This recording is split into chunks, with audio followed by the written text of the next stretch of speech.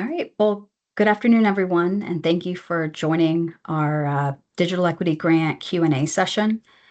My name is Jennifer Sko. If you don't know, I've been coordinating digital inclusion activities in Arlington for a couple of years, and I'll be managing this grant process for fiscal year 27.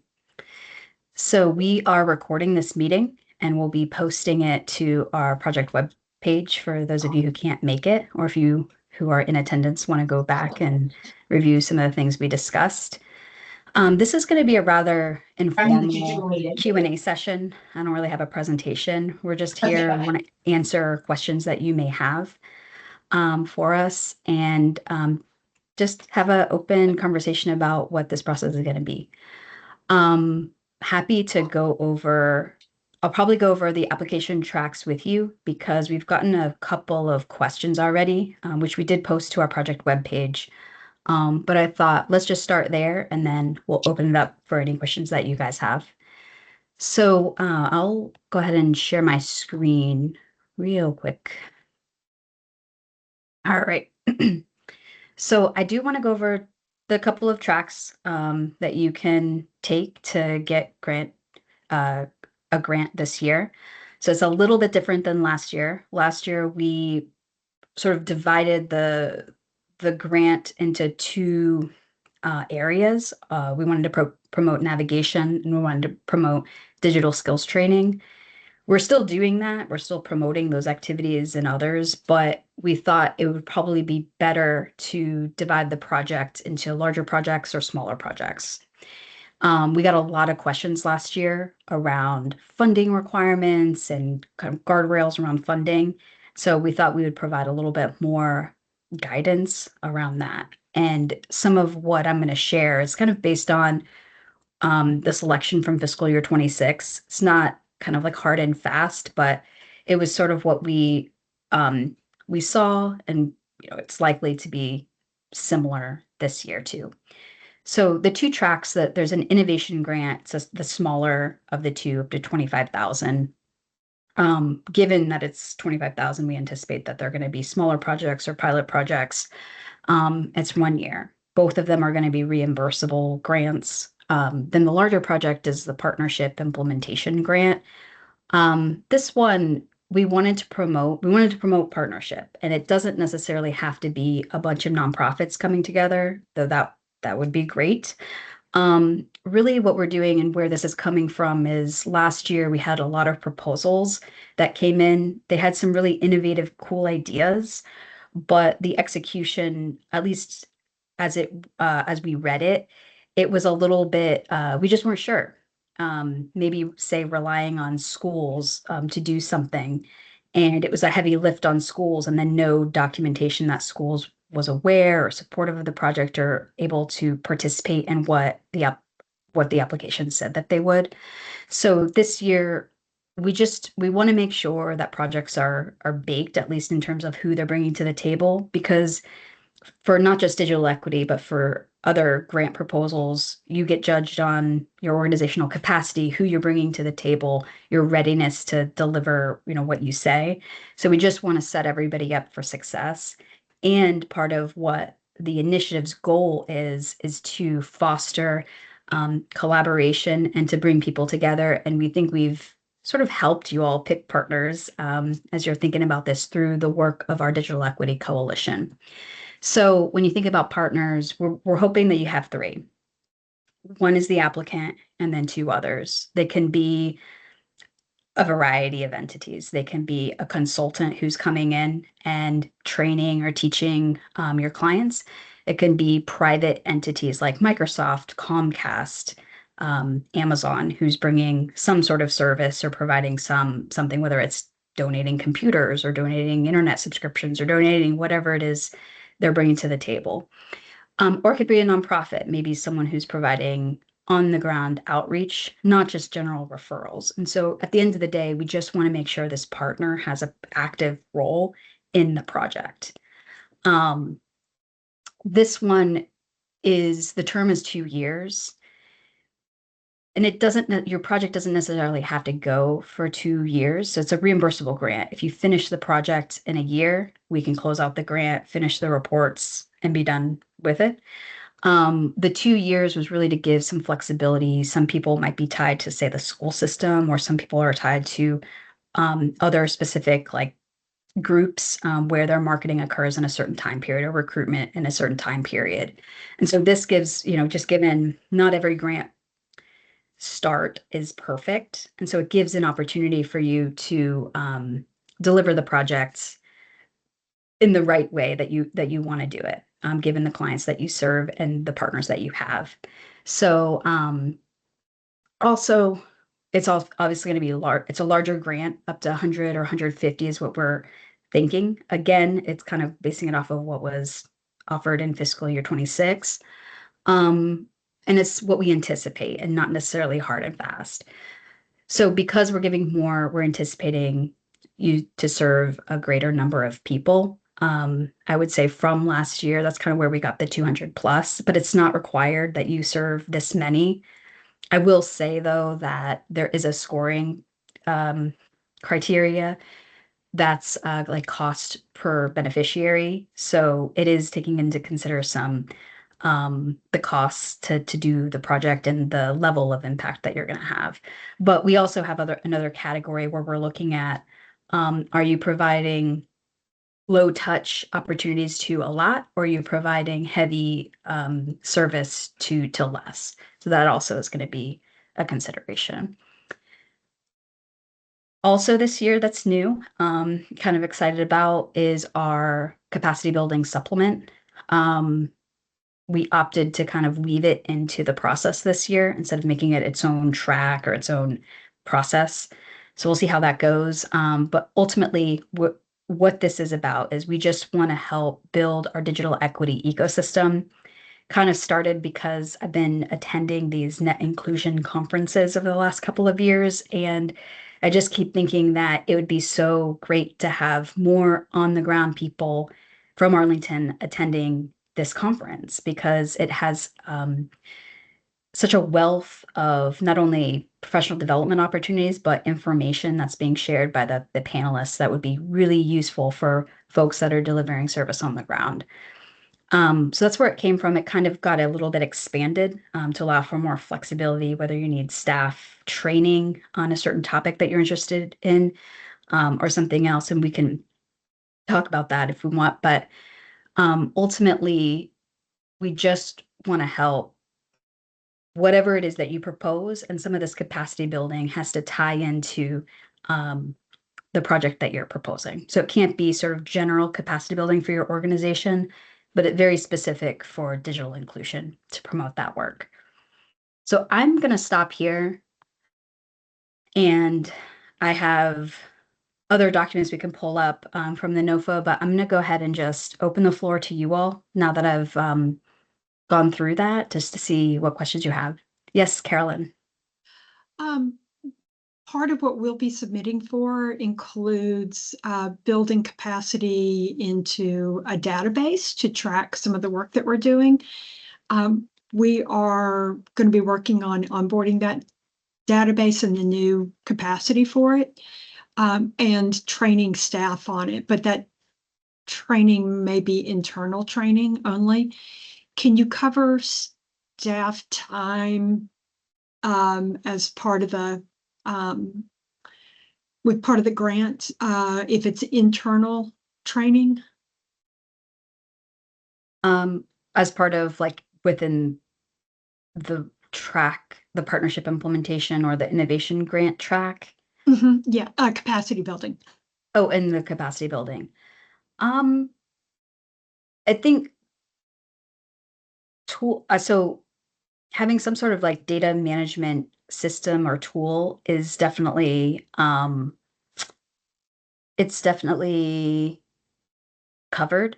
I think if you're hiring like navigators who are going to be then using this tool, they're sort of part of the project, the overall project. So I would say no, but it's a little bit difficult until I sort of see what exactly it is you're proposing.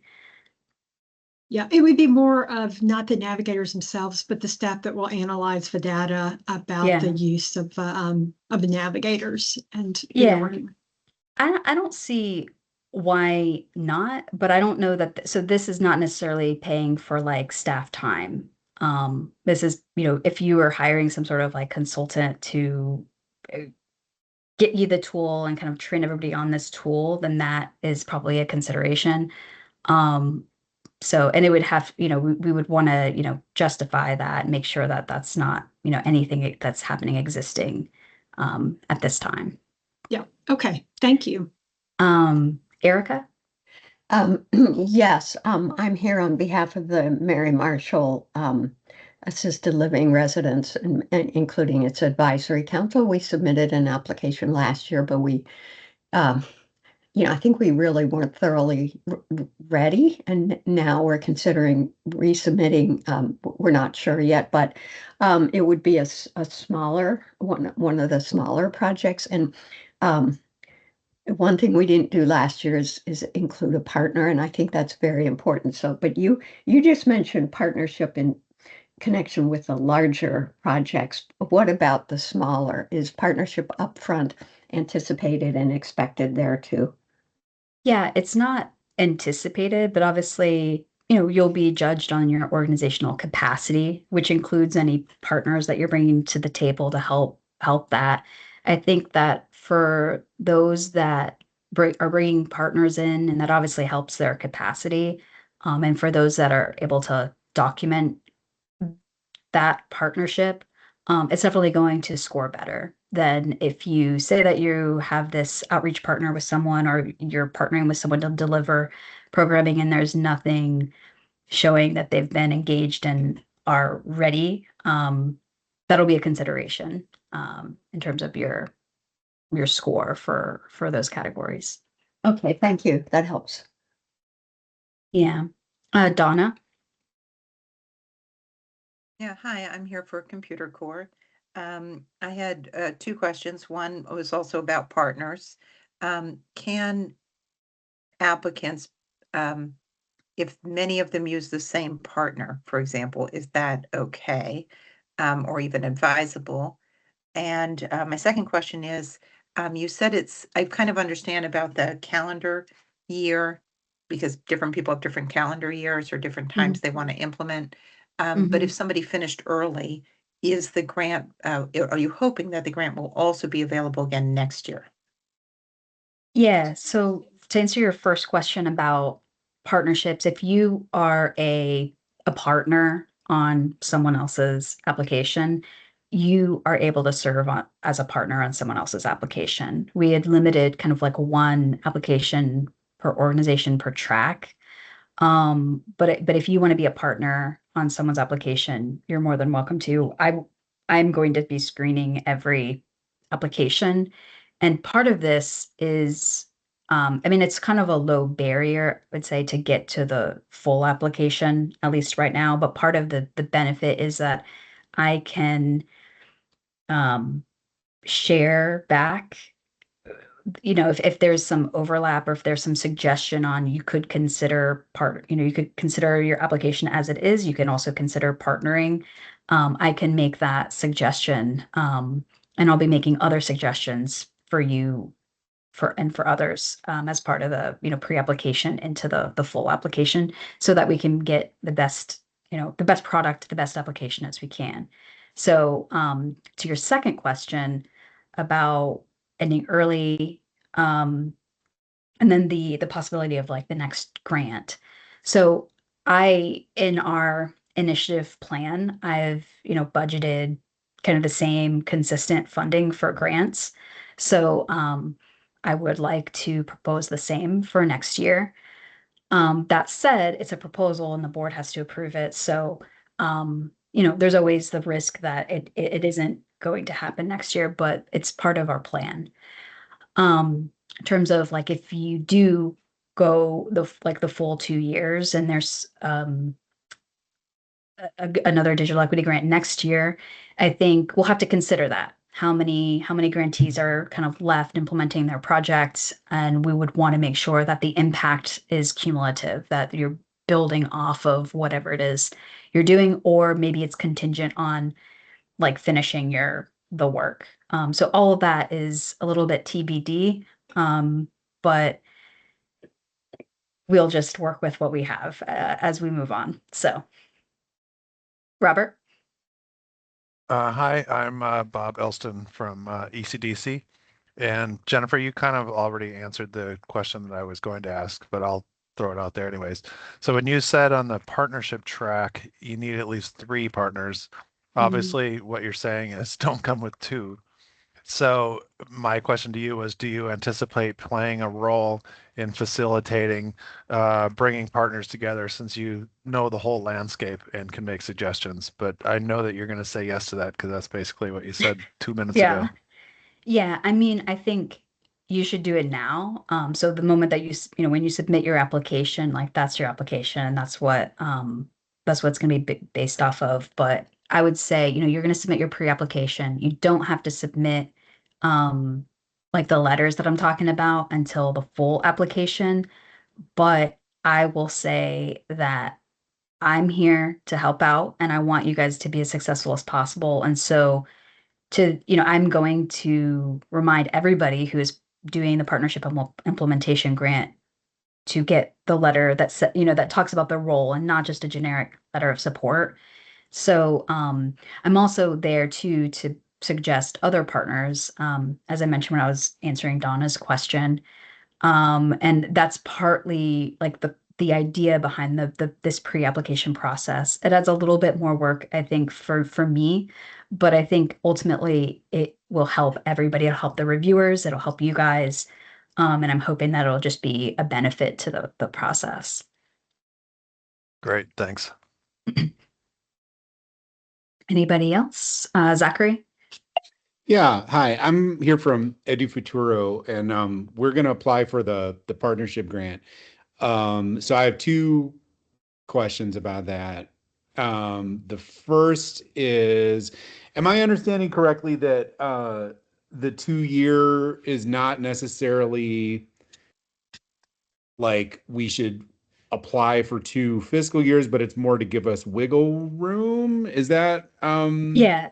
So I'll okay? give you an example. Actually, one of our current grantees proposed like a fall session and then a spring session.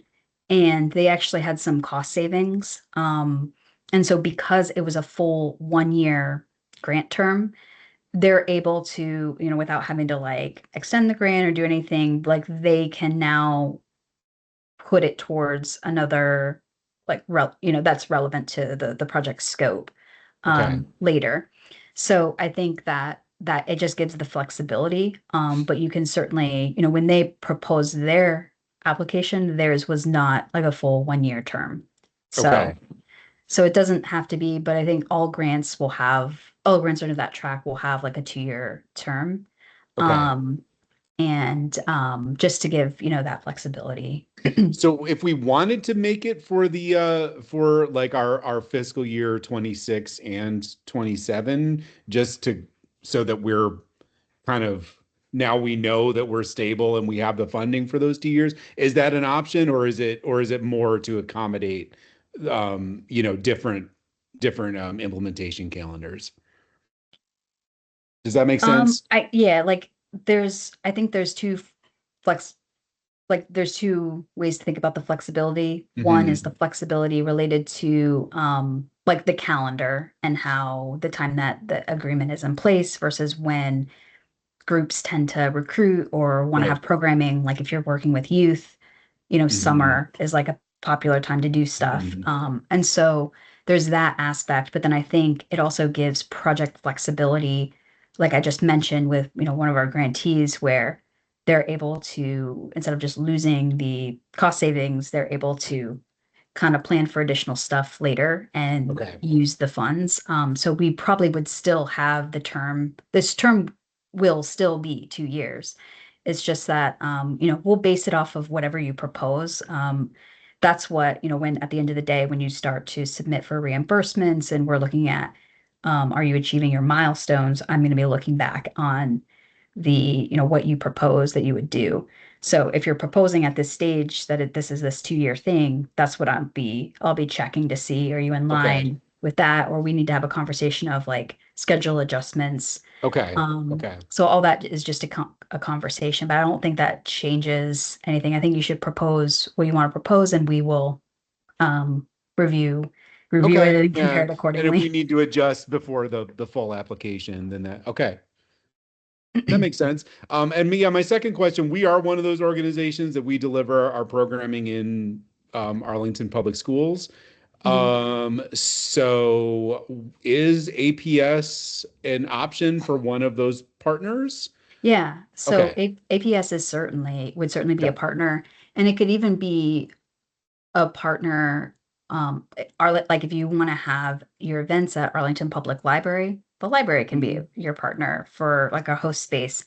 I think we got a lot of people last year who like even like actually a couple of people had proposed stuff at the library.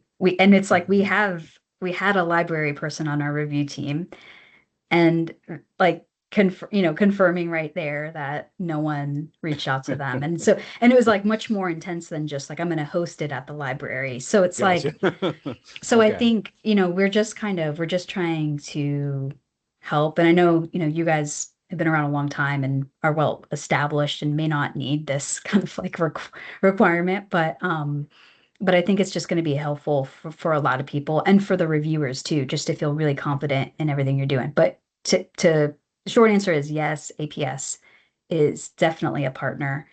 Um, as well as other county departments, as long as they're not just providing letters of support, and they're Gotcha. Yeah. actually like this implementation. But for you guys, like you're holding your programming at school. So clearly, Right. like there's some relationship there that's clearly part of like an active implementation partner, in our Yeah, and minds. I definitely think we could get a substantive letter of support. Yeah. Well, that's really helpful. Thank you so Yeah, much. right. And I think also to the point about the letter of support, I think many of you could probably get your own, letter documenting all the things that need to be documented that we, spell out in the NOFA. And again, like if you need support going into the full application submission, I'm here to support that and to make sure that you guys can get that the letter that you need, especially if you're having challenges kind of navigating who could provide that. So especially from the county, like the county side, if you're looking for a department or schools or that's definitely a place where I could be of support. Donna? Um, Sorry, two more questions. One is, um, you mentioned last time you had a division between classes and digital navigation. And it sounds like somebody could do now both of them under the same grant, or one or the other, but it's not differentiated. And the second question is, where do you see computers, the provision of computers fitting in? Yeah, I'm just gonna pull up my screen again. So this is the grant focus areas. There's a separate PDF, but also this is like in the NOFA as well. So we felt like, in learning in my site visits and kind of in our learning of like what's happening with the current grantees, the benefit is that like of that was I kind of learned a little bit of everything is needed. So it's not just about providing just the cohort training or just about providing like tech help through navigation, but kind of all of it is sort of needed. Not that people have to propose all of it. Please don't feel like you need to be proposing all of it, but I'm talking about sort of like in what we want to be encouraging and funding. And so for that, and some of you do all this stuff. So it just didn't really make sense as we were thinking about how do we go from the first year to this year. It didn't really make sense to um, consider like these as pools, that we wanted you to present your best digital inclusion project as long as they kind of met these focus areas. So in terms of like where computers fit into the mix, you could I think computers fit into any of these things, maybe less so related to tech lectures, but like digital navigation, if part of your project is to, as you're helping people after they've visited a few times, if they are in need of a device and you guys offer devices, that's something you could bake in. Similarly, I know for digital training cohorts, a lot of times you got to complete the cohort, and then you can get a computer, kind of like a learn to earn situation, and that is acceptable, and you can bake that into your project. And then we also have device refurbishment, which was a point of discussion in our digital equity coalition planning meeting that we had in March, for wanting to do more around device refurbishment. And so last year, devices were included kind of within the pools. And so similarly, it is here. We're just calling it out here if someone has like a unique device refurbishment project that's kind of like unique and standalone. For example, I know some folks on the coalition, they've done like they train students or adults even how to like refurbish computers. And there's a whole process of like doling those out, as like a student project. And so that's interesting. And that would kind of fall under this like device refurbishment category. None of these are like more important than others. And then I think you can kind of like weave it all in to make one kind of cohesive project for yourself if you want. But does that help you, Donna?